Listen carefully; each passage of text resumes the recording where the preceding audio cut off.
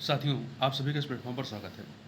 यहाँ पर हम लोग जो है केंद्रीय बजट 2024-25 को जो है सारांश रूप में या कह सकते हैं संक्षेप रूप में उसको इस वीडियो में देखेंगे और उन सभी महत्वपूर्ण बिंदुओं की चर्चा करेंगे जिनसे आपकी परीक्षा में प्रश्न बनने की पूरी संभावना रहेगी और उससे प्रश्न बनते भी हैं। तो यह जो आपका वीडियो है यह आपके सभी सिविल सर्विसेज परीक्षाओं के लिए महत्वपूर्ण है, चाहे वो आपका यूपी पीसीएस हो, चाहे आपका बिहार का पीसीएस हो या अन्य जो भी पीसीएस परीक्षाएं होनी है या जो अन्य कॉम्पिटिटिव एग्जाम है उन सभी के लिए ये वीडियो काफ़ी महत्वपूर्ण है, चूँकि हर परीक्षा में आप देखें तो बजट से प्रश्न आपके अवश्य बनते हैं। तो यह वीडियो इस दृष्टिकोण से काफ़ी महत्वपूर्ण है। तो चलिए प्रारंभ करते हैं हम लोग केंद्रीय बजट 2024-25 के बारे में। तो देखिए, वित्त मंत्री निर्मला सीतारमण ने 23 जुलाई 2024 को वित्त वर्ष 2024-25 के लिए अपना लगातार 7वां बजट पेश किया, जिसने पूर्व प्रधानमंत्री मोरारजी देसाई के रिकॉर्ड को पीछे छोड़ दिया है। ठीक है, तो ध्यान रखिएगा, ये पहले वित्त मंत्री जो लगातार 7 बजट पेश इन्होंने किया है। 23 जुलाई को प्रस्तुत किया जाने वाला बजट जून में पुनः निर्वाचित होने के बाद भाजपा के नेतृत्व वाली एनडीए सरकार का पहला बजट है। ठीक है, इससे पहले जो फरवरी में आया था वो अंतरिम बजट था। अब चलिए पहले बजट के बारे में कुछ चीज़ों को समझ लेते हैं। ठीक है, पहले प्रश्न उठता है कि बजट है क्या। देखिए, संविधान के अनुच्छेद 112 के अनुसार बजट को सरकार के वार्षिक वित्तीय विवरण एनुअल फाइनेंशियल स्टेटमेंट के रूप में जाना जाता है। गौरतलब है कि संविधान में बजट शब्द का उल्लेख नहीं किया गया है। आर्टिकल 112 में आपको वार्षिक वित्तीय विवरण लिखा हुआ मिलेगा, बजट शब्द कहीं पर नहीं लिखा गया है। जो बजट होता है यह एक वित्त वर्ष में सरकार की अनुमानित प्राप्तियां और व्यय का विवरण होता है और इसे तैयार कौन करता है, तो वित्त मंत्रालय का आर्थिक कार्य विभाग बजट तैयार करने के लिए उत्तरदायी नोडल निकाय है। हालांकि 2024 आम चुनाव वाला वर्ष था, इसलिए सरकार ने 1 फरवरी 2024 को अंतरिम बजट भी पेश किया था। अंतरिम बजट क्या होता है? अंतरिम बजट एक अल्पकालिक वित्तीय उपाय है। इसके जरिए चुनाव तक सरकारी खर्चों के लिए धनराशि का प्रावधान किया जाता है। संसद अंतरिम बजट के माध्यम से लेखानुदान पारित करती है। ठीक है, देखिए लेखानुदान के बारे में जो उल्लेख है आपका अनुच्छेद 116 में है। ठीक, लेखानुदान सरकार को वेतन और हो रहे व्यय एक्सपेंडिचर जैसे कि आवश्यक सरकारी खर्चों आदि के लिए संसदीय मंजूरी प्राप्त करने की अनुमति देता है। अंतरिम बजट के लिए कोई संवैधानिक प्रावधान नहीं है, ध्यान रखिएगा, अंतरिम बजट के लिए कोई भी संवैधानिक प्रावधान नहीं है। अब देखें, जो बजट का वर्गीकरण है, 2 भागों में बजट होता है। एक होता है राजस्व बजट, दूसरा होता है पूंजीगत बजट। राजस्व बजट में क्या होता है? सरकार की कर मतलब टैक्सेबल और गैर कर नॉन टैक्सेबल राजस्व प्राप्ति, जो रेवेन्यू प्राप्तियां हैं, राजस्व प्राप्तियां एवं व्यय सहित जो एक्सपेंडिचर होगा वो भी। ठीक है, पूंजीगत बजट में क्या होता है? सरकार की पूंजीगत प्राप्तियां और भुगतान सहित, जो पूंजीगत प्राप्तियां हो रही हैं और भुगतान सहित वो जो हिस्सा आएगा पूंजीगत बजट में आएगा, और जो राजस्व बजट है वो उसमें सरकार की कर और गैर कर राजस्व प्राप्तियां और व्यय सहित जो चीज़ें आएंगी वो राजस्व बजट में आएगा। अब देखिए, बजट के जो 2 भाग हैं, क्या है? भाग ए में क्या है? भाग ए में आपका है, जो भाग ए है इसमें यह बजट का व्यापक यानी समष्टि अर्थशास्त्रीय हिस्सा है। समष्टि अर्थशास्त्रीय हिस्सा है। इसके तहत सरकार की अलग अलग योजनाओं और प्राथमिकताओं की घोषणा की जाती है। इसके तहत अलग अलग क्षेत्रों के लिए निधि भी आवंटित की जाती है। वहीं जो भाग बी है यह वित्त विधेयक से संबंधित होता है। इसमें आयकर संबंधी संशोधन और अप्रत्यक्ष कर जैसे कराधान प्रस्ताव शामिल होते हैं। देखिए, प्रमुख बजट संबंधी जो दस्तावेज हैं उन दस्तावेजों को देख लेते हैं कौन से हैं। वित्त मंत्री के बजट भाषण के अलावा निम्नलिखित दस्तावेज संसद में प्रस्तुत किए जाते हैं। कौन कौन से? वार्षिक वित्तीय विवरण संविधान के अनुच्छेद 112 के तहत, अनुदान की मांगे अनुच्छेद 113 के तहत, वित्त विधेयक अनुच्छेद 110 के तहत, राजकोषीय उत्तरदायित्व और बजट प्रबंधन FRBM अधिनियम 2003 के तहत, अनिवार्य राजकोषीय नीति विवरण जिसमें माइक्रो इकोनॉमिक फ्रेमवर्क स्टेटमेंट और मध्यम अवधि की राजकोषीय नीति सह राजकोषीय नीति रणनीति विवरण शामिल होता है। इसके अतिरिक्त कुछ अन्य व्याख्यात्मक दस्तावेज होते हैं जिसमें व्यय बजट, प्राप्ति बजट, व्यय प्रोफाइल, बजट एक नज़र में, वित्त विधेयक में प्रावधानों की व्याख्या करने वाला ज्ञापन, आउटपुट परिणाम निगरानी फ्रेमवर्क तथा बजट 2024-25 की मुख्य विशेषताएं ये शामिल होती हैं। अब बजट की प्रक्रिया समझ लेते हैं। तो मोटे तौर पर जो बजट की प्रक्रिया है पूरी, वो आपकी 5 चरणों में कंप्लीट होती है। पहले चरण में क्या होता है, बजट की प्रस्तुति होती है संसद में, लोकसभा में, ठीक है। दूसरे चरण में संसद के दोनों सदनों में बजट पर सामान्य चर्चा होती है। फिर तीसरे चरण में स्थायी समितियों द्वारा अलग अलग मंत्रालयों की अनुदान मांगों की जांच की जाती है। स्थायी समितियों द्वारा अलग अलग मंत्रालयों की अनुदान मांगों की जांच की जाती है। फिर चौथा, अनुदान मांगों पर लोकसभा में विस्तृत चर्चा, अनुदान मांगों पर लोकसभा में विस्तृत चर्चा और मतदान होता है। फिर पांचवें स्टेज में क्या होता है, विनियोग और वित्त विधेयक पारित किया जाता है, ठीक है। संसद से विनियोग और वित्त विधेयक पारित होता है। तो ये 5 चरण होते हैं आपके, तो ये 5 चरण याद रखिएगा, कई बार क्रम लगाने के लिए पूछ लेता है। अब थोड़ा सा बजट में आने से पहले, 2024-25 के बजट में आने से पहले थोड़ा सा बजट का इतिहास देख लेते हैं। स्वतंत्रता पूर्व और स्वतंत्रता के बाद, स्वतंत्रता से पहले की बजट की बात करें तो भारत में पहली बार बजट जो है वो 7 अप्रैल 1860 को पेश किया गया था। और बजट प्रस्तुत करने वाले पहले वित्त सदस्य कौन थे, जेम्स विल्सन थे। नाम याद रखिएगा, जेम्स विल्सन ने 1860 में पेश किया था। अंतरिम सरकार के सदस्य लियाकत अली खान ने 1947-48 का बजट प्रस्तुत किया था। उसके बाद स्वतंत्रता के बाद की बात करें, स्वतंत्र भारत के प्रथम वित्त मंत्री आर.के. षणमुखम चट्टी ने 26 नवंबर 1947 को पहला बजट पेश किया था। तब से बजट की प्रक्रिया विकसित हुई है और लोक वित्त प्रबंधन के लिए एक महत्वपूर्ण साधन के रूप में उभरी है। साथ ही बजट हमारी अर्थव्यवस्था को आकार देने में हमारी लोकतांत्रिक प्रक्रियाओं की क्षमताओं को भी दर्शाता है। आगे चलते हैं। अब जो भाग ए है, बजट का जो भाग ए है, उसको सबसे पहले देख लेते हैं, ठीक है। तो बजट एक नज़र में, यहाँ पे प्राप्तियाँ, मतलब प्राप्तियों में आपके राजस्व प्राप्तियाँ और पूंजीगत प्राप्तियाँ दोनों हैं। व्यय वाले सेक्शन में भी क्या हो, राजस्व प्राप्तियाँ, राजस्व व्यय और मतलब राजस्व रेवेन्यू एक्सपेंडिचर और आपका पूंजीगत एक्सपेंडिचर, ये दोनों को यहाँ पर ये दोनों ही यहाँ पर शामिल होंगे। तो देखिए 2023-24 की हम लोग बात करें, 24-25 की, तो यहाँ पर देखिए जो बजट अनुमान है, मतलब राजस्व प्राप्तियाँ कितनी होनी है, उसका अनुमान कितना व्यक्त किया गया, 31,29,200 करोड़, ठीक है। वहीं पूंजीगत प्राप्तियां कितनी हैं, ये आपका 2024-25 के बजट अनुमान में 16,91,312, 16,91,312 लाख, ठीक है।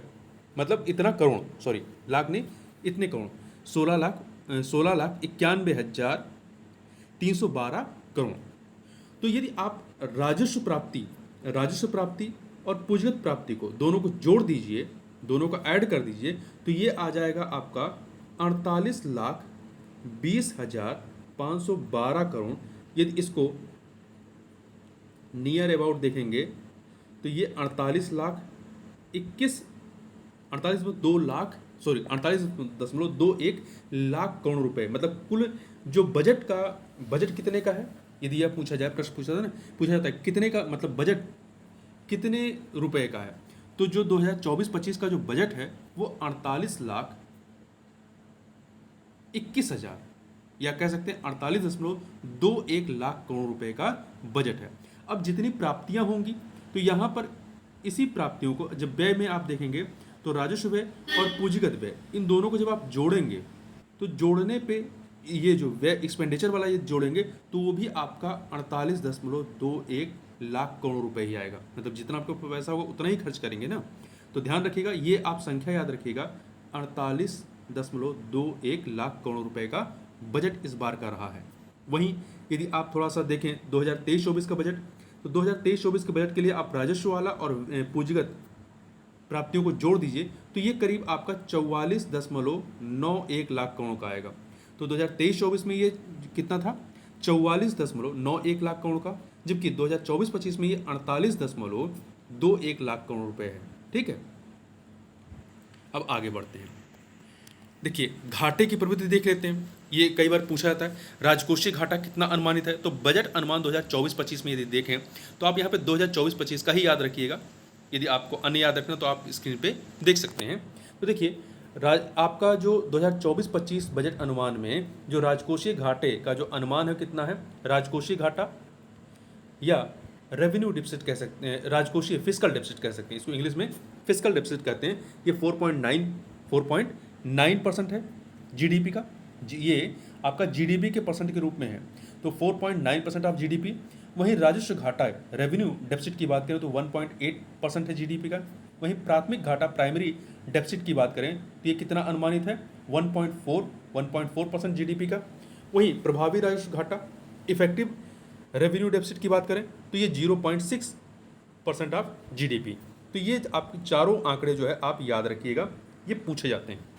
राजकोषीय घाटा मतलब फिस्कल डेफिसिट, राजस्व घाटा रेवेन्यू डेफिसिट, प्राथमिक घाटा प्राइमरी डेफिसिट और प्रभावी राजस्व घाटा आपका इफेक्टिव रेवेन्यू डेफिसिट।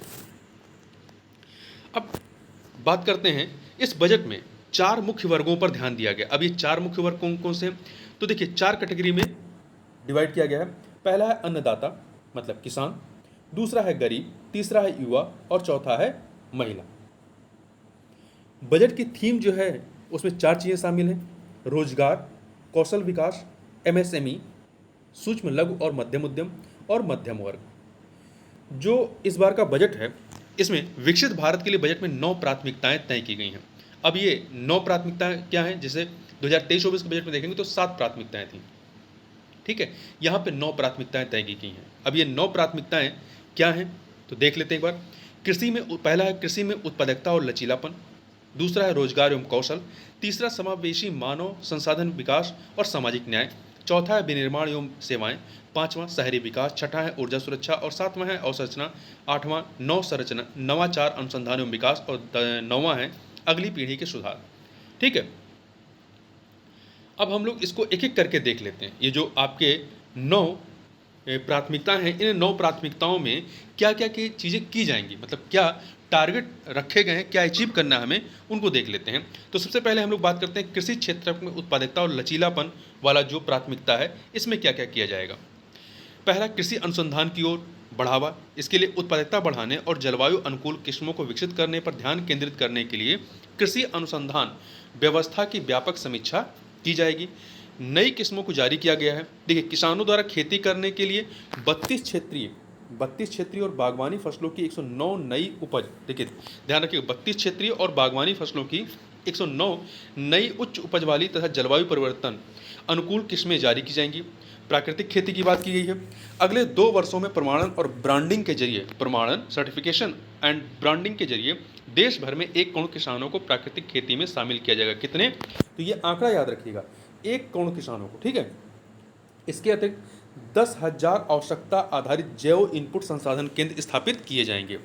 वहीं दलहन और तिलहन के लिए मिशन, देखिए अंतरिम बजट में जो आपका फरवरी में आया था, अंतरिम बजट में घोषित सरसों, मूंगफली, तिल, सोयाबीन और सूरजमुखी जैसे तिलहनों के लिए आत्मनिर्भरता प्राप्त करने हेतु रणनीति बनाई जा रही है। वहीं सब्जी उत्पादन और आपूर्ति श्रृंखला के लिए क्या है, सब्जी उत्पादन के लिए बड़े पैमाने पर क्लस्टर्स प्रमुख उपभोग केंद्रों के करीब विकसित किए जाएंगे।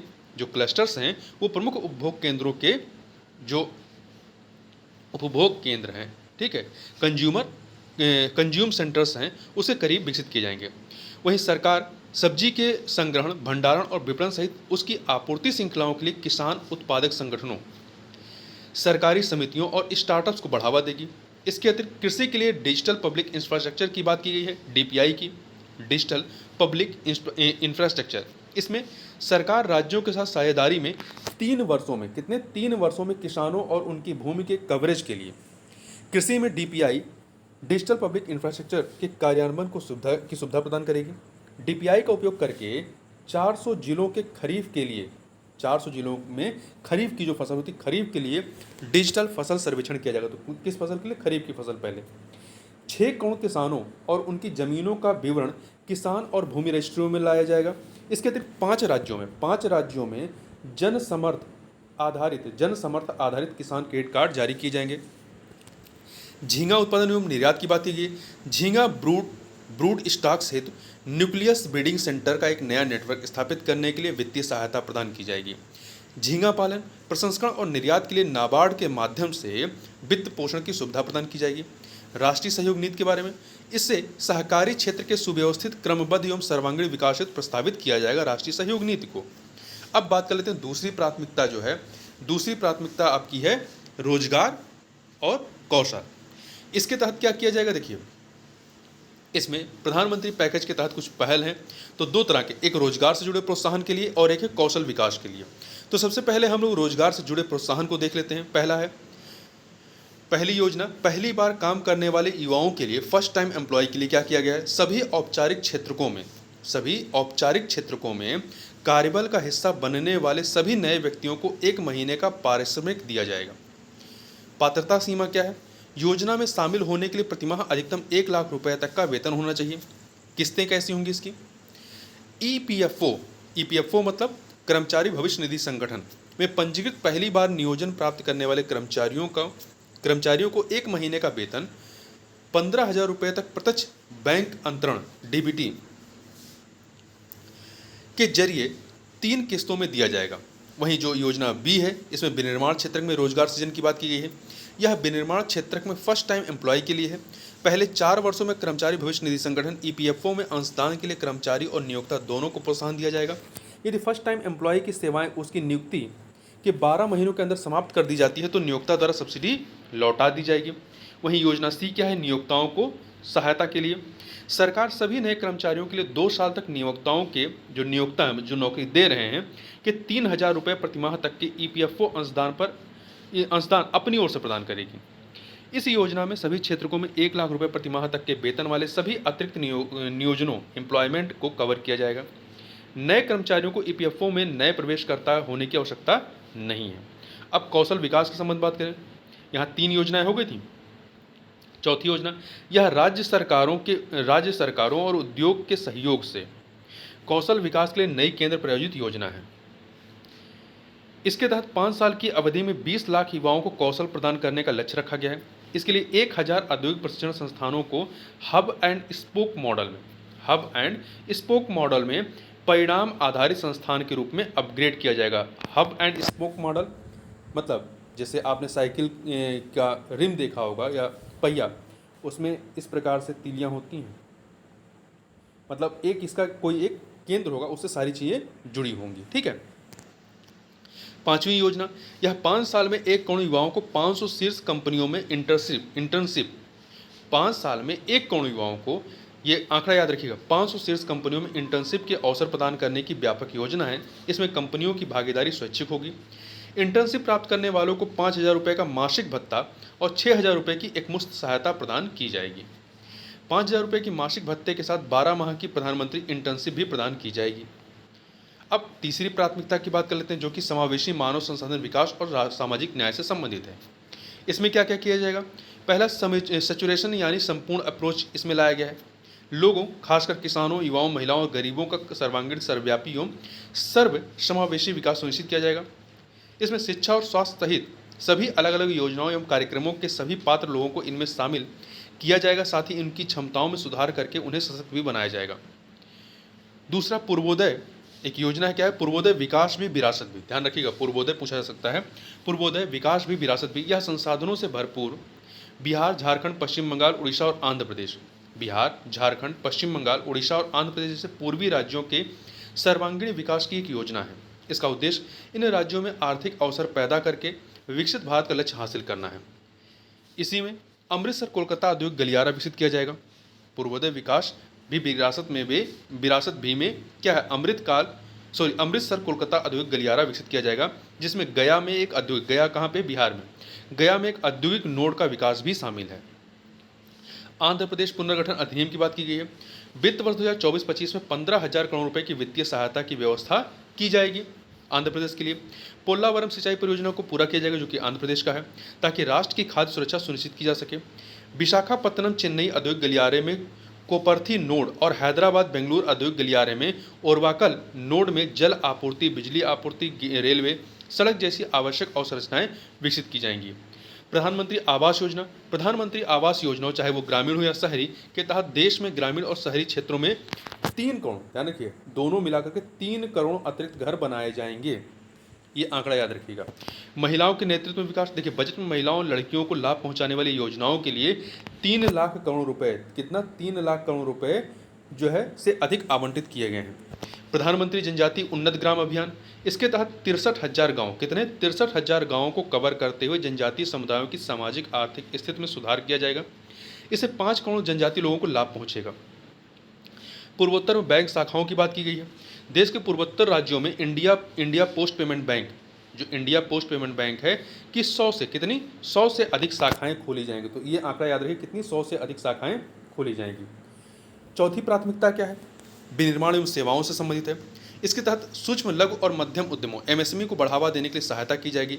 इसमें विनिर्माण क्षेत्र के एमएसएमई के लिए क्रेडिट गारंटी योजना लाई गई है। इसमें गिरवी या कोलेट्रल या थर्ड पार्टी गारंटी के बिना मशीनरी और उपकरण की खरीद के लिए एमएसएमई की सावधि ऋण मतलब इंग्लिश में टर्म लोन देने हेतु एक क्रेडिट गारंटी योजना शुरू की जाएगी। एमएसएमई को ऋण देने के लिए नया मूल्यांकन मॉडल लाया गया है। एमएसएमई की ऋण चुकाने की क्षमता का आकलन करने के लिए सार्वजनिक क्षेत्र के बैंक किसी बाहरी संस्था पर निर्भर रहने के बजाय अपने यहाँ स्वयं सिस्टम विकसित करेंगे। तीसरी अगली चीज़ क्या है? आर्थिक संकट के दौरान एमएसएमई को ऋण सहायता देना। एमएसएमई को उनके आर्थिक संकट के दौरान बैंक ऋण देने के लिए नई प्रणाली शुरू की जाएगी। बैंक ऋण देने के लिए नई प्रणाली शुरू की जाएगी। वहीं मुद्रा ऋण, जो मुद्रा योजना उसके तहत जो तरुण श्रेणी, 3 श्रेणियाँ है ना, तो उसमें जो तरुण श्रेणी है इसके अंतर्गत मुद्रा ऋणों की अधिकतम सीमा जो पहले 10 लाख रुपए तक की थी उसको बढ़ा करके कितना कर दिया गया? 20 लाख, डबल कर दिया गया है। 10 लाख रुपए से बढ़ा करके 20 लाख रुपए कर दिया गया। हालांकि इसका लाभ केवल उन उद्यमियों को ही मिलेगा जिन्होंने इसी श्रेणी मतलब तरुण श्रेणी के तहत लिए गए पहले के ऋणों को पूरी तरह चुका दिया गया है उनके द्वारा। अगला है ट्रेड्स, TREDS, ट्रेड्स में शामिल होने की अनिवार्यता का दायरा बढ़ाया गया है। ट्रेड्स का फुल फॉर्म क्या है? Trade receivables discounting system. ये सब क्या है इसको हम लोग अभी लास्ट में जो है एक करके जितने ये टर्म है इनको समझ लेंगे।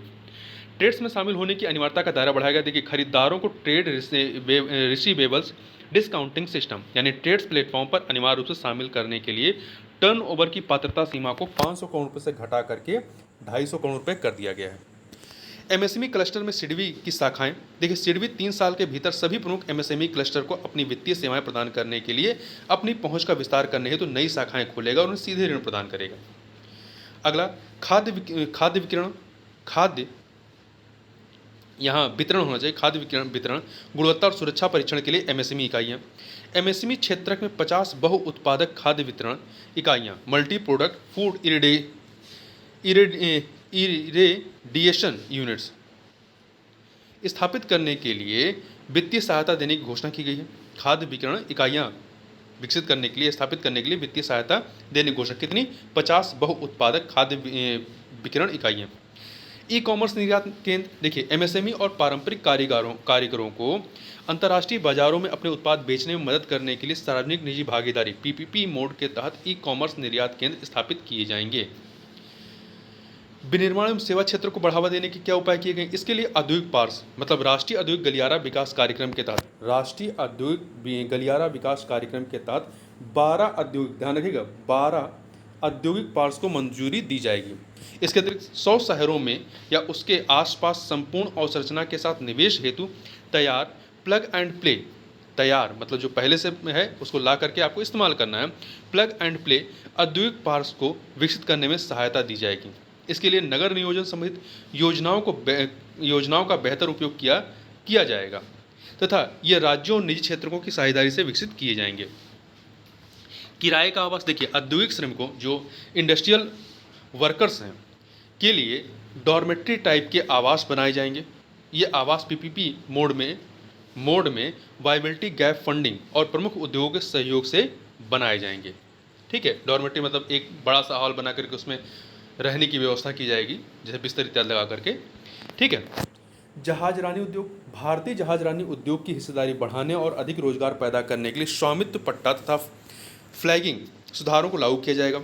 महत्वपूर्ण खनिज मिशन, क्रिटिकल मिनरल मिशन के बारे में, क्रिटिकल खनिजों के देश में ही उत्पादन, रिसाइकलिंग और विदेशों में इन खनिजों के खदानों की प्राप्ति के लिए क्रिटिकल मिनरल मिशन स्थापित करने का प्रस्ताव किया गया है। खनिजों का अपतटीय खनन के लिए अपतटीय ब्लॉक्स के पहले खंड की नीलामी की जाएगी। यह नीलामी पहले से ही खोजी गई मतलब एक्सप्लोरेशन खनिजों की होगी। अगला है डिजिटल पब्लिक इंफ्रास्ट्रक्चर DPI का उपयोग। देखिए ऋण, ई कॉमर्स, शिक्षा, स्वास्थ्य, विधि और न्याय, लॉजिस्टिक, MSME सेवा प्रदायगी और अर्बन गवर्नेंस के क्षेत्र में डिजिटल पब्लिक इंफ्रास्ट्रक्चर के उपयोगों को बढ़ावा दिया जाएगा। अगला है insolvency and bankruptcy code. IBC ecosystem के लिए एकीकृत प्रौद्योगिकी प्लेटफॉर्म लाया जाएगा। देखिए, यह प्लेटफॉर्म निरंतरता, पारदर्शिता, समय पर प्रोसेसिंग और बेहतर निगरानी के लिए IBC insolvency and bankruptcy code के तहत सभी भागीदारों के लिए बेहतर परिणाम सुनिश्चित करेगा। इसमें सीमित देयता भागीदारी को स्वैच्छिक रूप से बंद करना। देखिए, एलएलपीएस को स्वैच्छिक रूप से बंद करने में समापन समय की प्रक्रिया को कम करने हेतु centre for processing accelerated corporate exit CPACE की सेवाओं का विस्तार किया जाएगा। ठीक है, तो इसको याद रखिएगा। नेशनल कंपनी लॉ ट्रिब्यूनल और ऋण वसूली, देखिए अतिरिक्त ट्रिब्यूनल्स स्थापित करने की घोषणा की गई है। मतलब नेशनल कंपनी लॉ ट्रिब्यूनल और ऋण वसूली के लिए अतिरिक्त ट्रिब्यूनल्स स्थापित करने की घोषणा की गई है। अब आते हैं पांचवें प्राथमिकता, शहरी विकास पर। इसमें क्या किया जाएगा? ग्रोथ हब के रूप में शहरों को विकसित किया जाएगा। राज्यों के सहयोग से सरकार ग्रोथ हब के रूप में शहरों के विकास की सुविधा प्रदान करेगी। इसे आर्थिक और पारगमन योजना और नगर नियोजन योजनाओं का उपयोग करके उप शहरी क्षेत्रों के व्यवस्थित विकास के माध्यम से प्राप्त किया जाएगा। दूसरा, शहरों का रचनात्मक पुनर्विकास। परिवर्तनकारी प्रभाव लाने हेतु मौजूदा शहरों के रचनात्मक ब्राउनफील्ड पुनर्विकास। ब्राउनफील्ड मतलब जो पहले से कोई संरचना है या योजना है, ठीक है, उसको और फिर से विकसित किया जा रहा है। तो ब्राउनफील्ड पुनर्विकास के लिए सरकार सक्षम नीतियों, बाजार आधारित तंत्र और विनिमय के लिए एक फ्रेमवर्क तैयार करेगी, जो पहले शहर हैं उनके विकास के लिए। ठीक है, यदि नया शहर विकसित करते हैं तो ग्रीनफील्ड होता है वो। अगला है ट्रांजिट ओरिएंटेड डेवलपमेंट। 30 लाख से अधिक आबादी वाले 14 बड़े शहरों के लिए ट्रांजिट ओरिएंटेड डेवलपमेंट योजनाएं और रणनीतियां बनाई जाएंगी। शहरी आवास की बात करें तो पीएम आवास योजना शहरी 2.0 के तहत 10 लाख करोड़ रुपए के निवेश से 1 करोड़ शहरी गरीबों और मध्यम वर्गीय परिवारों की आवास जरूरतों को पूरा किया जाएगा। जल आपूर्ति और स्वच्छता के क्षेत्र में बजट में राज्य सरकारों तथा बहुपक्षीय विकास बैंकों की साझेदारी में वित्त पोषण वाली परियोजनाओं के माध्यम से 100 बड़े शहरों में जलापूर्ति, सीवेज उपचार, ठोस अपशिष्ट प्रबंधन तथा वित्तीय रूप से व्यवहारिक परियोजनाओं को बढ़ावा देने की बात कही गई है। स्ट्रीट मार्केट, देखिए स्ट्रीट वेंडर्स के जीवन में बदलाव लाने में पीएम स्वनिधि योजना की सफलता को देखते हुए स्ट्रीट मार्केट का विकास करने का प्रस्ताव दिया गया है इस बजट में। सरकार द्वारा देश के चयनित शहरों में अगले 5 वर्षों तक प्रत्येक वर्ष 100 साप्ताहिक, मतलब प्रत्येक वर्ष 100 साप्ताहिक हॉटों और स्ट्रीट फूड केंद्रों के विकास हेतु सहायता प्रदान करने के लिए एक योजना बनाई जाएगी। मतलब 5 वर्षों में 500। ठीक है। स्टाम्प शुल्क, केंद्र सरकार राज्यों को स्टाम्प शुल्क की दरें कम करने तथा महिलाओं द्वारा खरीदी गई संपत्तियों के लिए शुल्क और कम करने पर विचार करने के लिए प्रोत्साहित करेगी। ठीक है, अब आगे बढ़ते हैं। जो प्राथमिकता 6 है, प्राथमिकता नंबर 6, ये ऊर्जा सुरक्षा समिति है। इसमें क्या करेंगे? पहला, एनर्जी ट्रांजिशन, रोजगार विकास और पर्यावरण संधारणता की अनिवार्यताओं को संतुलित करने के लिए एनर्जी ट्रांजिशन पाथवे पर पॉलिसी डॉक्यूमेंट जारी किया जाएगा। वहीं पीएम सूर्य घर मुफ्त बिजली योजना के तहत अंतरिम बजट में घोषणा के, ये जो योजना है ये अंतरिम बजट में की गई थी।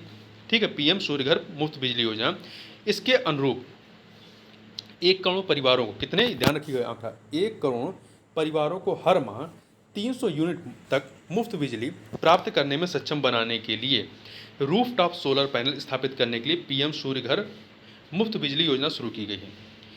पम्प्ड स्टोरेज पॉलिसी, इसे विद्युत भंडारण और समग्र ऊर्जा उत्पादन में नवीकरणीय ऊर्जा की बढ़ती हिस्सेदारी के साथ विद्युत आपूर्ति प्रणाली से एकीकरण के लिए जारी की जाएगी। गौरतलब है कि नवीकरणीय ऊर्जा स्रोतों से बिजली उत्पादन हमेशा नहीं होता है और इसलिए उनकी आपूर्ति निरंतर नहीं होती। जैसे कि सौर रूफटॉप आप लगाएं, सोलर पैनल लगवाए हैं, तो जब मौसम खराब होगा, बदली वगैरह इत्यादि बदली होगी, आकाश साफ नहीं होगा, तो क्या होगा? बिजली नहीं बन पाएगी। तो ऐसी दशाओं में क्या होगा? ऐसी स्थिति में इनका भंडारण आवश्यक है ताकि जरूरत पड़ने पर इनकी आपूर्ति की जा सके। अगला है स्मॉल तथा मॉड्यूलर परमाणु रिएक्टरों पर अनुसंधान और विकास। परमाणु ऊर्जा विकसित भारत के लिए ऊर्जा उत्पादन का एक बहुत महत्वपूर्ण हिस्सा बनने की उम्मीद है। परमाणु ऊर्जा जो है वो विकसित भारत के लिए ऊर्जा उत्पादन का एक महत्वपूर्ण हिस्सा बनने की उम्मीद है। इस लक्ष्य की दिशा में सरकार निजी क्षेत्र के साथ साझेदारी करेगी। कुछ चीज़ों के लिए, किस चीज़ों के लिए? भारत स्मॉल रिएक्टर्स की स्थापना के लिए, भारत स्मॉल मॉड्यूलर रिएक्टर पर अनुसंधान एवं विकास के लिए और परमाणु ऊर्जा के लिए नई प्रौद्योगिकियों का अनुसंधान एवं विकास करने के लिए निजी क्षेत्र के साथ सरकार साझेदारी करेगी। अब अगला है हार्ड हार्ड टू एबेट उद्योगों के लिए road map. Hard to abate उद्योगों के लिए रोड मैप। देखिए, हार्ड टू एबेट उद्योगों को वर्तमान perform, achieve and trade mode से इंडियन कार्बन मार्केट मोड में बदलने के लिए उचित नियम लागू किए जाएंगे। पारंपरिक सूक्ष्म और लघु उद्योगों को समर्थन। देखिए, पीतल और सिरेमिक सहित 60 क्लस्टर्स में पारंपरिक सूक्ष्म और लघु उद्योगों के निवेश ग्रेड ऊर्जा ऑडिट की सुविधा प्रदान की जाएगी। इस योजना को अगले चरण में अन्य 100 क्लस्टर्स में चलाया जाएगा। ठीक है, पहले चरण में 60 क्लस्टर, ध्यान रखिएगा, पहले चरण में कितने हैं? 60 क्लस्टर और अगले चरण में 100 क्लस्टर। अब अगला जो प्राथमिकता है, 7वां, अवसंरचना। इसमें पहला, केंद्र सरकार द्वारा अवसंरचना में निवेश किया जाएगा। देखिए, सकल घरेलू उत्पाद जीडीपी का 3.4% पूंजीगत व्यय के लिए दिया जाएगा। राज्य सरकार द्वारा अवसंरचना में निवेश है तो राज्यों को सहायता देने के लिए ब्याज मुक्त दीर्घकालिक ऋण के लिए बजट में 1.5 लाख 1.5 लाख करोड़ रुपए आवंटित किए गए हैं। अवसंरचना में निजी निवेश के लिए, देखिए, अवसंरचना में केंद्र सरकार निवेश कर रही है, राज्य और फिर निजी निवेश। निजी क्षेत्र द्वारा अवसंरचना में निवेश को वायबिलिटी गैप फंडिंग, बीजीएफ और सक्षम नीतियों और विनियमों के माध्यम से बढ़ावा दिया जाएगा। बाजार आधारित वित्त पोषण फ्रेमवर्क लाया जाएगा। इसके अतिरिक्त प्रधानमंत्री ग्राम सड़क योजना का जो चौथा चरण चालू किया गया, उसके तहत 25,000 ग्रामीण बस्तियों को हर मौसम में कनेक्टिविटी प्रदान करने के लिए प्रधानमंत्री ग्राम सड़क योजना चरण 4 शुरू किया जाएगा। सिंचाई और बाढ़ शमन के लिए बिहार में कोसी मेची इंदिरा स्टेट लिंक और अन्य परियोजनाओं के लिए 11,500 करोड़ रुपए की वित्तीय सहायता देने की घोषणा की गई है। इसके अतिरिक्त सरकार जो है असम, हिमाचल प्रदेश, उत्तराखंड और सिक्किम, 4 राज्य, असम, हिमाचल प्रदेश, उत्तराखंड, सिक्किम, मतलब 2 पर्वतीय आपके हिमालयी राज्य हैं, हिमाचल प्रदेश, उत्तराखंड, और 2 आपके उधर के नॉर्थ ईस्ट के असम और सिक्किम को बाढ़, भूस्खलन इत्यादि से निपटने तथा अन्य संबंधित परियोजनाओं के लिए सहायता प्रदान करेगी। पर्यटन के बारे में क्या कहा गया है? बिहार में विष्णुपद मंदिर कॉरिडोर, महाबोधि मंदिर कॉरिडोर और राजगीर का व्यापक विकास किया जाएगा। तो ये नाम याद रखिएगा, बिहार में विष्णुपद मंदिर कॉरिडोर, महाबोधि मंदिर कॉरिडोर और राजगीर का। इसके अतिरिक्त नालंदा विश्वविद्यालय को उसके गौरवशाली स्वरूप में पुनर्जीवित करने के अलावा एक पर्यटन केंद्र के रूप में विकसित किया जाएगा तथा बजट में उड़ीसा के मंदिरों, स्मारकों, शिल्प कौशल, वन्यजीव अभ्यारण्यों, प्राकृतिक परिदृश्य और प्राचीन समुद्र तटों के विकास के लिए सहायता प्रदान करने की घोषणा की गई है। अब नवा जो प्राथमिकता है उसकी बात कर लेते हैं। आठवां जो प्राथमिकता है, इसमें नवाचार, अनुसंधान और विकास की बात की गई है। पहला क्या है? अनुसंधान नेशनल रिसर्च फंड की स्थापना की जाएगी। अनुसंधान नेशनल रिसर्च फंड, इसका गठन आधारभूत अनुसंधान तथा प्रोटोटाइप के विकास को बढ़ावा देने के लिए किया गया है। दूसरा, निजी क्षेत्र द्वारा संचालित अनुसंधान। निजी क्षेत्र द्वारा वाणिज्यिक स्तर पर अनुसंधान एवं नवाचार को बढ़ावा देने के लिए 1 लाख करोड़ रुपए के वित्त पोषण का प्रावधान किया गया है। अंतरिक्ष आधारित अर्थव्यवस्था के लिए अगले 10 वर्षों में अंतरिक्ष आधारित अर्थव्यवस्था का आकार बढ़ा करके 5 गुना तक करने के लिए 1,000 करोड़ रुपए का वेंचर कैपिटल फंड गठित किया जाएगा। अब नवी प्राथमिकता देख लेते हैं। इसमें क्या है? अगली पीढ़ी के सुधार। पहला, आर्थिक नीति फ्रेमवर्क। इसका उद्देश्य, आर्थिक नीति फ्रेमवर्क का उद्देश्य क्या है? इसका उद्देश्य आर्थिक विकास के लिए व्यापक दृष्टिकोण अपनाने और रोजगार के अवसरों को सुविधाजनक बनाने तथा उच्च विकास दर को बनाए रखने के लिए अगली पीढ़ी के सुधारों का दायरा निर्धारित करना। इसमें सुधारों को आर्थिक प्रोत्साहन देना। देखिए, उत्पादन के कारकों जो फैक्टर्स हैं, यानी संसाधनों की उत्पादकता में सुधार करना तथा बाजारों और क्षेत्रकों को अधिक दक्ष बनाने में सहायता करने के लिए प्रोत्साहन देना चाहिए। राज्य सरकारों द्वारा भूमि संबंधी सुधार किया जाएगा। ग्रामीण और शहरी दोनों क्षेत्रों में भूमि संबंधी सुधार तथा अन्य कार्रवाइयों में निम्नलिखित को कवर किया जाएगा। किस को? पहला, भूमि प्रशासन, योजना और प्रबंधन। दूसरा, शहरी नियोजन, उपयोग और भवन उपनियम या बिल्डिंग बायलॉज। इन्हें उचित वित्तीय सहायता के जरिए प्रोत्साहन प्रदान करके अगले 3 वर्षों के भीतर पूरा किया जाएगा। वहीं ग्रामीण भूमि संबंधी कार्रवाइयाँ की जाएंगी। क्या इसमें क्या है? ग्रामीण भूमि संबंधी कार्रवाइयों में निम्नलिखित शामिल होंगे। क्या क्या? पहला, सभी भूमियों के लिए विशिष्ट भूमि पार्सल्स पहचान संख्या, यूएल पिन कह सकते हैं, ठीक है, विशिष्ट भूमि पार्सल पहचान संख्या या भू आधार का आवंटन किया जाएगा। इसके अतिरिक्त भू राजस्व नक्शा का डिजिटलीकरण किया जाएगा। तीसरा, वर्तमान भू स्वामित्व के आधार पर नक्शा के उपविभाजनों का सर्वेक्षण करना। भू पंजीकरण सुनिश्चित करना, और यूएल पिन का मतलब विशिष्ट भूमि पार्सल पहचान संख्या है, भू आधार को किसानों की भूमि के पंजीकरण से लिंक करना। ठीक, तो इसके अतिरिक्त शहरी भूमि संबंधी कार्रवाई, शहरी क्षेत्रों में भूमि अभिलेखों को जीआईएस मैपिंग के जरिए डिजिटल रूप में उपलब्ध करवाया जाएगा। और श्रम संबंधी सुधार क्या होंगे इसमें, इसके तहत ई श्रम पोर्टल को अन्य पोर्टल के साथ व्यापक रूप से एकीकृत करके वन स्टॉप सॉल्यूशन की सुविधा प्रदान की जाएगी तथा तेजी से बदलते श्रम बाजार, कौशल आवश्यकताओं और उपलब्ध नौकरियों को एक ही स्थान पर उपलब्ध कराने के लिए ओपन आर्किटेक्चर डेटाबेस तैयार कराया जाएगा या किया जाएगा। नौकरियों के इच्छुक लोगों को संभावित नियोक्ताओं और कौशल प्रदाताओं से जोड़ने के लिए मैकेनिज्म तैयार किया जाएगा। श्रम सुविधा और समाधान पोर्टल स्थापित किया जाएगा। इसमें उद्योग और व्यापार संबंधी नियमों के पालन को आसान बनाने के लिए पोर्टल्स का नवीनीकरण किया जाएगा। अगला है इसमें पूंजी और उद्यमिता संबंधी सुधार। देखिए, पहला इसमें क्या है, वित्तीय क्षेत्र के लिए दृष्टिकोण और रणनीति।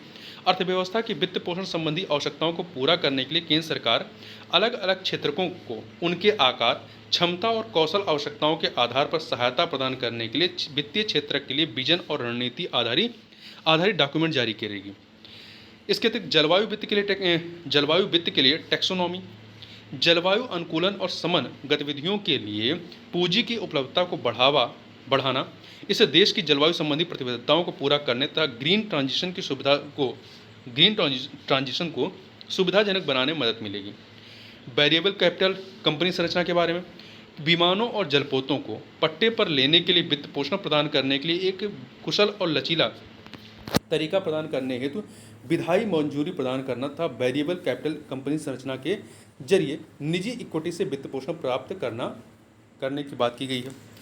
प्रत्यक्ष विदेशी निवेश जो आपका एफडीआई होता है और ओवरसीज निवेश, देखिए निम्नलिखित प्रावधानों के जरिए प्रत्यक्ष विदेशी निवेश और ओवरसीज निवेश के लिए नियम और विनियम सरल बनाए जाएंगे। किस लिए मतलब निम्नलिखित प्रावधानों के जरिए, किन प्रावधानों के जरिए, पहला प्रत्यक्ष विदेशी निवेश को बढ़ावा देना, दूसरा प्राथमिकताएं तय करना और ओवरसीज निवेश के लिए मुद्रा के रूप में भारतीय रुपये का उपयोग के लिए अवसरों को बढ़ावा देना। इसके अतिरिक्त एनपीएस वात्सल, देखिए एनपीएस वात्सल क्या है, नाबालिग बच्चों के लिए माता पिता और अभिभावक के अंशदान पर आधारित एनपीएस वात्सल योजना शुरू की जाएगी। प्रौद्योगिकी का उपयोग, अर्थव्यवस्था के डिजिटलीकरण की दिशा में प्रौद्योगिकी को अपनाना तथा ईज ऑफ डूइंग बिजनेस को बढ़ावा देने के लिए पहले से ही जन विश्वास विधेयक 2.0 पर काम किया जा रहा है, जन विश्वास विधेयक पर। इसके अलावा राज्यों को उनके व्यापक सुधार कार्य योजनाओं और डिजिटलीकरण के कार्यान्वयन के लिए प्रोत्साहित किया जाएगा। अगला है इसमें डेटा और सांख्यिकी। देखिए डेटा गवर्नेंस, भंडारण प्रोसेसिंग में सुधार तथा डेटा और सांख्यिकी के प्रबंधन में सुधार करने के लिए डिजिटल इंडिया मिशन के तहत स्थापित क्षेत्रीय डेटाबेस सहित अलग अलग क्षेत्रीय डेटाबेस का प्रौद्योगिकी टूल्स की सक्रिय मदद से उपयोग किया जाएगा।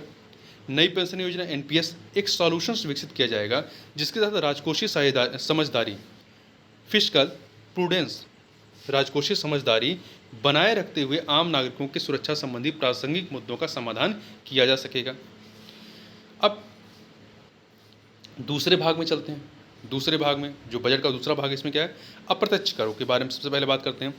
जीएसटी का सरलीकरण और विस्तार की बात की गई। सरकार कर संरचना को और अधिक सरल व तर्कसंगत बनाने का प्रयास करेगी तथा शेष क्षेत्रों में भी विस्तारित करने का प्रयास करेगी। दूसरा, व्यापार सुविधा प्रदान करना।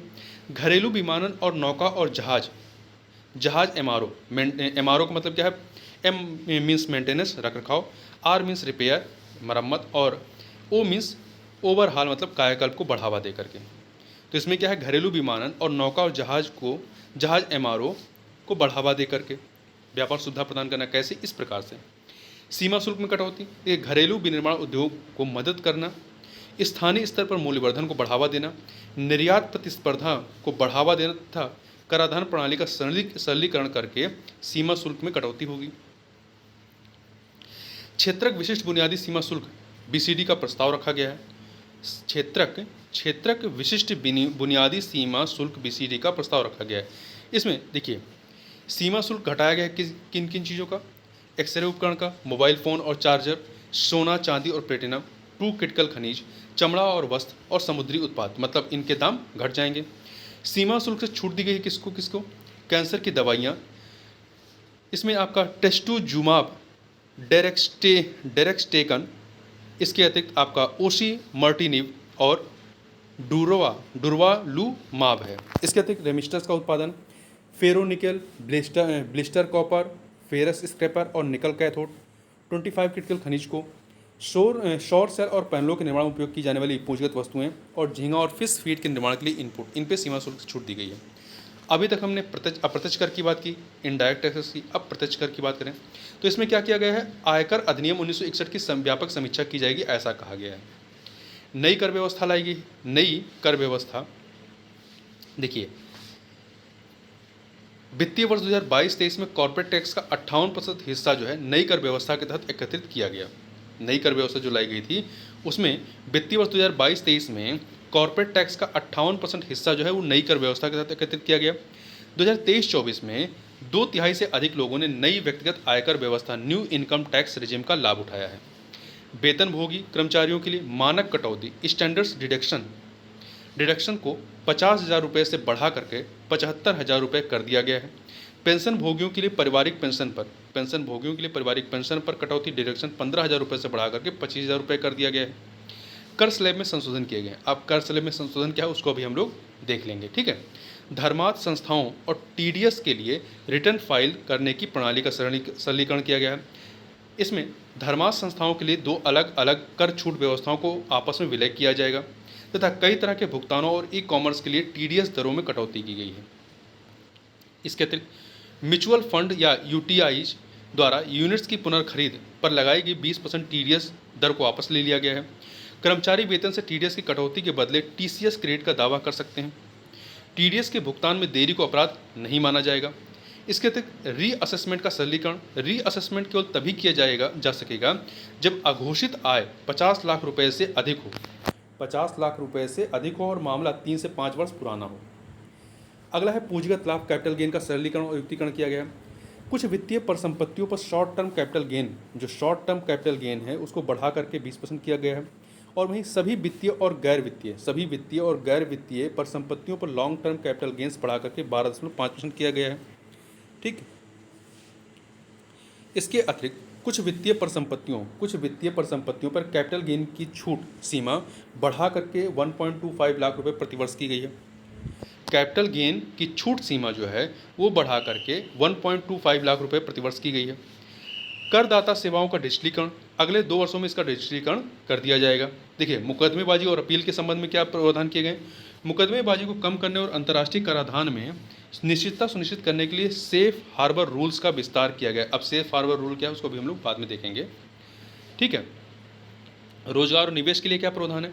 स्टार्टअप इकोसिस्टम को बढ़ावा देने के लिए सभी वर्गों के निवेशकों के लिए एंजल टैक्स को समाप्त कर दिया गया। ध्यान रखिएगा, 2024-25 के बजट में जो है आपका एंजल टैक्स जो है उसको समाप्त कर दिया गया है।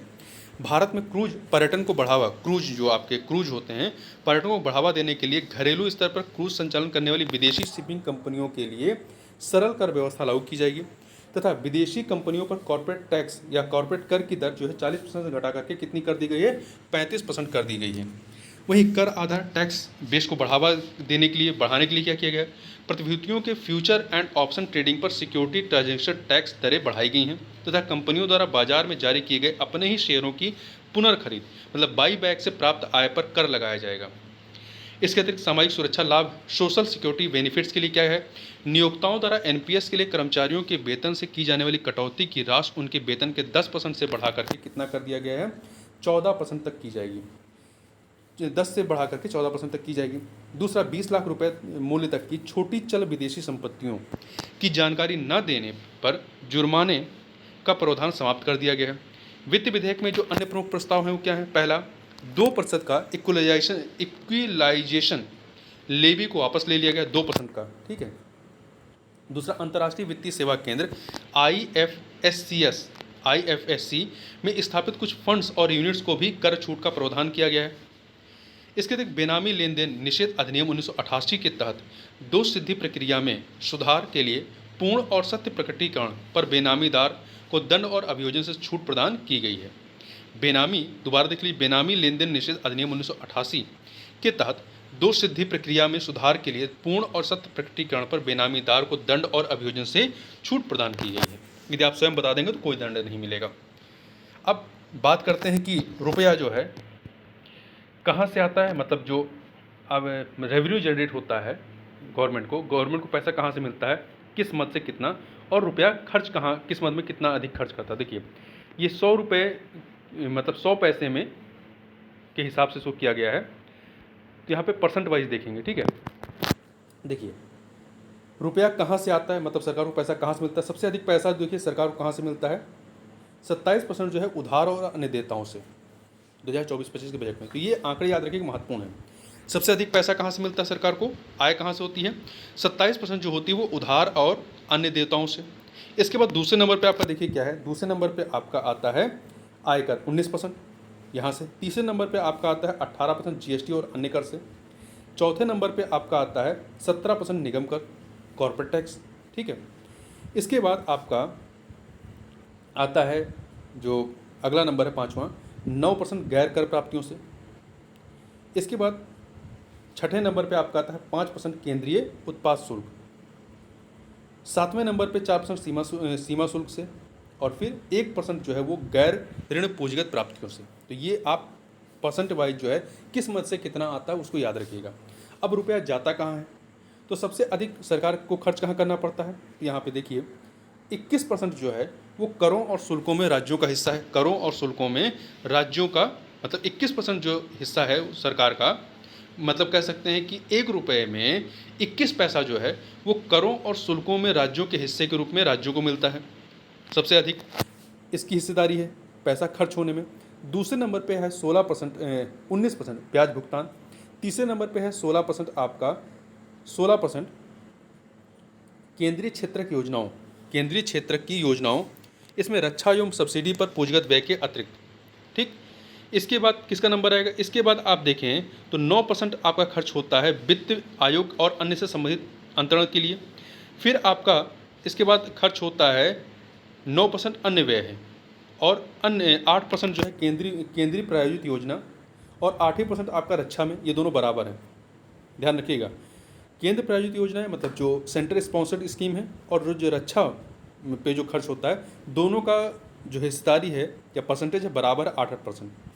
सब्सिडी के रूप में 6%, और आपका पेंशन के रूप में आप देखें तो 4% पैसा खर्च होता है। तो ये याद रखिएगा, ठीक। अब जो शब्दावलियां हैं उनको जानने से पहले हम लोग जो अन्य कुछ चीज़ें बजट में की गई उनको भी यहाँ पर समझ लेते हैं।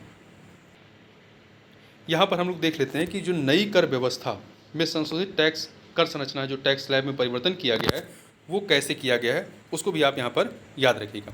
देखिए 0 से 3 लाख रुपए तक के लिए शून्य मतलब टैक्स लगेगा। 3 से 7 लाख रुपए तक जो है 5%, 7 से 10 लाख रुपए के लिए 10%, 10 से 12 लाख रुपए 15%, 12 से 15 लाख रुपए 20%, और 15 लाख से अधिक है तो आपको 30% जो है टैक्स आपको देना पड़ेगा, ठीक है। नई कर व्यवस्था में वेतनभोगी कर्मचारियों को आयकर में 17,500 रुपये तक का कर लाभ होना है। इसके अतिरिक्त लगभग 4 करोड़ वेतनभोगियों और पेंशन भोगी आयकर में राहत पाएंगे। वेतनभोगी कर्मचारियों के लिए जो स्टैंडर्ड डिडक्शन है हम लोग पहले भी देख चुके हैं कि 50,000 रुपये से बढ़ा करके 75,000 रुपये करने का प्रस्ताव है, और पेंशन भोगियों के लिए पारिवारिक पेंशन पर कटौती जो डिडक्शन है वो 15,000 रुपये से बढ़ा करके 25,000 रुपये करने का प्रस्ताव है। अब देखिए राज्यों और संघ राज्य क्षेत्रों को जो कुल अंतरण है, जो बजट का जो पैसे का जो अंतरण है वो कितना है। देखिए आपका 2022-23 से देखें तो ये लगातार बढ़ता ही गया है। 2022-23 से परसेंटेज जो है बढ़ा है। आप 2022-23 में ये जो अंतरण था कितना था, 2022-23 में आप देखेंगे तो ये 17.06 लाख करोड़ रुपए था जो राज्यों और संघ शासित प्रदेशों को मिला। वहीं 2023-24 में जो है आपका जो संशोधित अनुमान था, बजट अनुमान तो आपका 18.65 लाख करोड़ था, परंतु संशोधित अनुमान में ये 20.99 लाख करोड़ रुपए था। वहीं 2024-25 में बात करें तो 2024-25 में जो है कितना है 23.49 लाख करोड़, ध्यान रखिएगा 23.49 लाख करोड़ रुपए, ठीक है। और वैसे भी हमने जो अभी पहले बात की थी कि रुपया खर्च कहाँ होता है, तो सबसे अधिक आपका 21% जो खर्च होता है वो करों और शुल्कों में राज्यों का जो हिस्सा है, जो मतलब राज्यों को मिलता है वो, तो वो कितना जा रहा है 23.49 लाख करोड़ रुपए। इसके अतिरिक्त देखें कि कैसे खर्च होगा केंद्र सरकार का पैसा। देखिए कुल बजट कितने का है, 48,20,512 करोड़ का। इसमें जो पैसा, ये पूरा पैसा कैसे खर्च होगा? देखिए, ब्याज के रूप में जो है 11 लाख, ब्याज के रूप में आपका कितना जा रहा है? ब्याज के रूप में 19% जाएगा। इसका 48,20,512 का 19% जो है ब्याज भुगतान में ज़्यादा, तो ब्याज के रूप में आपका 11,62,940 रुपये। परिवहन में को कितना दिया गया है, अलॉट किया गया है? 5,44,128 करोड़। रक्षा में, डिफेंस सेक्टर में कितना दिया गया है? डिफेंस सेक्टर में 8% दिया गया। 8% कितना है ये हो जाएगा 4,54,773 करोड़। प्रमुख सब्सिडी के रूप में आपका कितना है? सब्सिडी के रूप में देखें 6%, ये हो जाएगा आपका 3,81,175 करोड़। राज्यों को अंतरण कितना है? राज्यों को जो अंतरण है वो है 3,22,787। ग्रामीण विकास के लिए 2,65,808। पेंशन के रूप में जो है वो 4% दिया गया है, वो है 2,43,296 करोड़। कर प्रशासन में 2,03,530 करोड़। कृषि और संबद्ध कार्यकलाप में 1,51,851 करोड़। गृह आवास सेक्टर में 1,50,983 करोड़। शिक्षा के क्षेत्र में 1,25,638 करोड़। IT और दूरसंचार में 1,16,342 करोड़। स्वास्थ्य के क्षेत्र में 89,287 करोड़। वित्त में 86,329 करोड़। शहरी विकास में 82,577 करोड़। ऊर्जा क्षेत्र में 68,769 करोड़। संघ राज्य क्षेत्रों को दिया गया है 68,660 करोड़। ठीक है। सामाजिक कल्याण के लिए 56,501 करोड़। वाणिज्य और उद्योग में 47,559 करोड़। वैज्ञानिक विभाग में को दिया गया है 32,736 करोड़। विदेश मामले में 22,155 करोड़। योजना एवं सांख्यिकी में 6,291 करोड़। पूर्वोत्तर के विकास के लिए आपका है 5,900 करोड़। और अन्य जो है आपके खर्चे वो मतलब जो अलॉटमेंट है, आवंटन है, वो 1,44,477 करोड़ का। अब यहाँ पे देख लेते हैं एलोकेशन टू मेजर स्कीम, जो बड़ी स्कीम है उनमें कितना पैसा एलोकेट किया गया है। तो देखिए, मनरेगा में 2023-24 में मनरेगा को दिया गया था आपका 60,000 करोड़, जबकि इस बार दिया गया है 2024-25 में 86,000 करोड़ रुपये। तो याद रखिएगा, रिसर्च एंड डेवलपमेंट प्रोजेक्ट्स के लिए 2023-24 में 840 करोड़ रुपये दिए गए थे, इस बार दिया गया है आपका 1,200 करोड़। वहीं न्यूक्लियर पावर प्रोजेक्ट के लिए 2023-24 में 442 करोड़ रुपये दिए गए थे, और इस बार दिया गया, बहुत ज़्यादा दिया गया है, 2,228 करोड़। वहीं PLI फॉर फार्मास्यूटिकल इंडस्ट्री, मतलब आप कह सकते हैं कि मेडिकल या जो दवा सेक्टर है उसमें कितना दिया गया है? 2023-24 में दिया गया था 1,200 करोड़, जबकि 2024-25 में 2,143 करोड़ दिया गया है। इसके अतिरिक्त development of semiconductor and display manufacturing के लिए 2023-24 में दिया गया था 3,000 करोड़, और इस बार दिया गया है 6,903 करोड़। वहीं सोलर पावर ग्रिड के लिए जो है 2023-24 में आपका ये 4,970 करोड़ था, जबकि इस बार 10,000 करोड़ रुपये दिया गया है।